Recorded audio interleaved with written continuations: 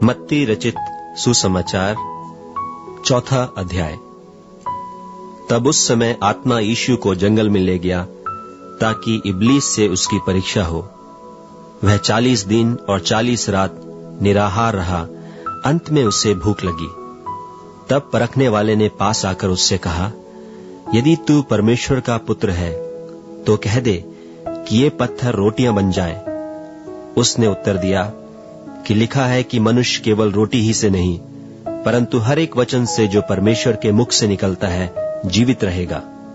तब इब्लीस उसे पवित्र नगर में ले गया और मंदिर के कंगूरे पर खड़ा किया और उससे कहा, यदि तू परमेश्वर का पुत्र है तो अपने आप को नीचे गिरा दे, क्योंकि लिखा है कि वह तेरे विषय में अपने स्वर्गदूतों को आज्ञा देगा और वे तुझे हाथों हाथ उठा लेंगे, कहीं ऐसा न हो कि तेरे पांवों में पत्थर से ठेस लगे। यीशु ने उससे कहा, यह भी लिखा है कि तू प्रभु अपने परमेश्वर की परीक्षा न कर। फिर शैतान उसे एक बहुत ऊंचे पहाड़ पर ले गया और सारे जगत के राज्य और उसका विभव दिखाकर उससे कहा कि यदि तू गिरकर मुझे प्रणाम करे तो मैं यह सब कुछ तुझे दे दूंगा। तब यीशु ने उससे कहा, हे शैतान, दूर हो जा, क्योंकि लिखा है कि तू प्रभु अपने परमेश्वर को प्रणाम कर और केवल उसी की उपासना कर। तब शैतान उसके पास से चला गया और देखो, स्वर्गदूत आकर उसकी सेवा करने लगे।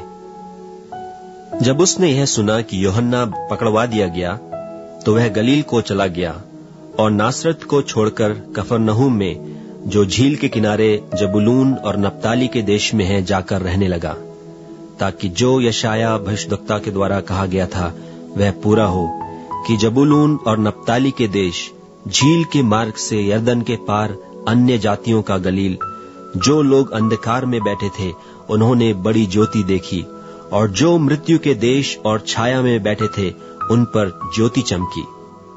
उस समय से यीशु प्रचार करना और यह कहना आरंभ किया कि मन फिराओ, क्योंकि स्वर्ग का राज्य निकट आया है।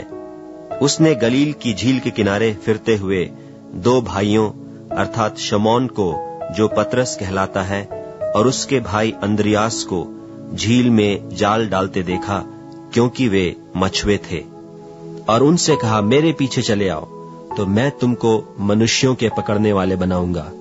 वे तुरंत जालों को छोड़कर उसके पीछे हो लिए, और वहां से आगे बढ़कर उसने और 2 भाइयों अर्थात जब्दी के पुत्र याकूब और उसके भाई यूहन्ना को अपने पिता जब्दी के साथ नाव पर अपने जालों को सुधारते देखा और उन्हें भी बुलाया।